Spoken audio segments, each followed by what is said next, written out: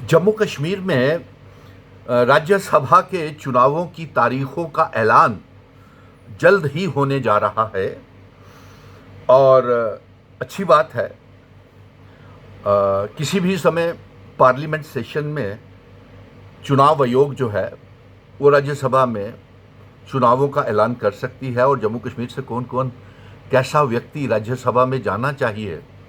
इसका फैसला तो अवाम करेगी। लेकिन इसके साथ साथ एक और बेहद तेज़ी के साथ मीडिया ये खबर फैला रहा है कि पार्लियामेंट के सेशन में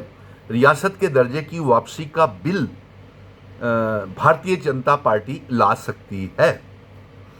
इसमें कोई सच्चाई नज़र नहीं आ रही क्योंकि भारतीय जनता पार्टी को ये मालूम है और कि उसने बहुत बड़ी गलती की है आर्टिकल 370 को तोड़ करके। और यहां तक आर्टिकल 370 का सवाल है, जम्मू कश्मीर के डोगरा महाराजा हरि सिंह जी ने, हमारे बुजुर्गों ने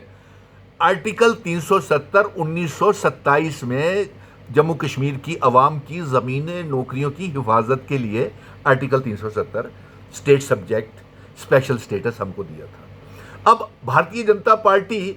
अलग अलग लोगों से, बुद्धिजीवियों से और खुद भी आर्टिकल 370 का जिन भारतीय जनता पार्टी को सोने नहीं दे रहा है। मैं आज भी किसी बड़े व्यक्ति का, मैं नाम नहीं लेना चाहता हूं, वो समाचार पत्रों में आया हुआ है, अवाम भी जानती है कि वो ये कह रहे थे कि आर्टिकल 370 अंबेडकर साहब नहीं चाहते थे।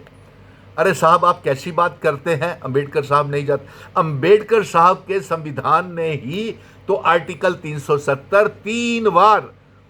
आज़ादी के बाद, 1947 के बाद, 1950 में प्रेसिडेंशियल ऑर्डर के साथ पहले प्रेसिडेंट ऑफ इंडिया ने इसको कंफर्म किया था आर्टिकल 370 को।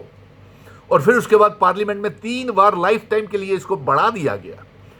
3 बार सुप्रीम कोर्ट ने इसको हटाने से मना कर दिया कि इसको हटाया नहीं जा सकता आर्टिकल 370 को। अब बताइए, हमारे साथ बड़े बेइंसाफी हुई है जो हमारा आर्टिकल 370 को हटाया गया। और आर्टिकल 370 के बाद अगर पूछे जाए तो भारतीय जनता पार्टी के लोगों को वो क्या फायदा हुआ और राज्य के लोगों को क्या फायदा हुआ? नुकसान तो जम्मू कश्मीर की पहचान का हुआ, हमारी शनाख्त, हमारे वकार, हमारी आइडेंटिटी, कल्चर, डेमोग्राफी, इतिहास का हुआ। हमारे बच्चे बेरोजगार हो गए 5 अगस्त 2019 के बाद, हमारे कारोबार ठप हो गए, रोजगार चले गए और तानाशाही और गुलामी की नीचे हम दब गए। इसलिए आर्टिकल 370 का जिन भारतीय जनता पार्टी को सोने नहीं दे रहा और भारतीय जनता पार्टी आने वाले चुनावों में कभी भी असेंबली में और ना ही जम्मू कश्मीर में अपनी सरकार बना पाएगी। इसलिए जो ये लोग दलील दे रहे हैं कि भारतीय जनता पार्टी मानसून के सत्र में, पार्लियामेंट के सेशन में रियासत के दर्जे का बिल ला सकेगी, ऐसा कभी नहीं होगा क्योंकि भारतीय जनता पार्टी को मालूम है अगर जम्मू कश्मीर को रियासत का दर्जा दिया तो यहाँ पे फिर से असेंबली के चुनाव करवाने पड़ेंगे और अगर असेंबली के चुनाव हुए तो इनके 28 एमएलए फिर बन नहीं पाएंगे। और इसीलिए 90 एमएलए भी जितने हैं उनमें दमखम नहीं है और वो कभी भी नहीं चाहेंगे कि रियासत का दर्जा वापस आए, क्योंकि 90 के 90 एमएलए वो जानते हैं कि हमारी 2 लाख रुपया तनख्वाह है, 5 लाख रुपया हमने इसी 5 सालों में करवा लेनी है, लोगों का काम हो या ना हो, भाड़ में जाए रियासत का दर्जा। लेकिन कितने गद्दार लोग होते हैं जो जहां पे जिस सरजमीन ने उन्हें जन्म दिया उसकी वो शनाख्त को, वकार को बचा ना सके। और कैसे लोग होते हैं वो कि उनका खून जो है वो पानी हो गया है कि अपने बुजुर्गों की विरासत, पगड़ी, मान सम्मान, हिंदू, मुस्लिम, सिख, ईसाई, गुज्जर, बकरवाल, चिनाब वैली, पीर पंजाल, पहाड़ियों की विरासत को आप सम्मान ना दे सके सिर्फ इसलिए कि आप एमएलए हैं। अगर आपने मांग की फिर से आप चुन के आए या ना आए, इसलिए गाड़ी, लंबी लंबी गाड़ियां, काफिले, जैमर, एस्कॉर्ट्स, झूम लीजिए, झूठ लीजिए, फिर से ये पता नहीं शान शौकत मिले कि नहीं मिले। इसलिए भारतीय जनता पार्टी ये गलती नहीं करेगी और आने वाले दिनों में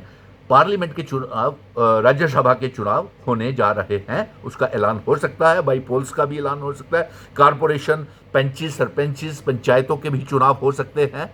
उसका फैसला भी हो सकता है। लेकिन आवाम से मैं पूछूंगा, कहूंगा कि ऐसे लोगों की नॉमिनेशन राज्यसभा के लिए होनी चाहिए, वो आप तजवीज़ करें, वो आप बताएं कौन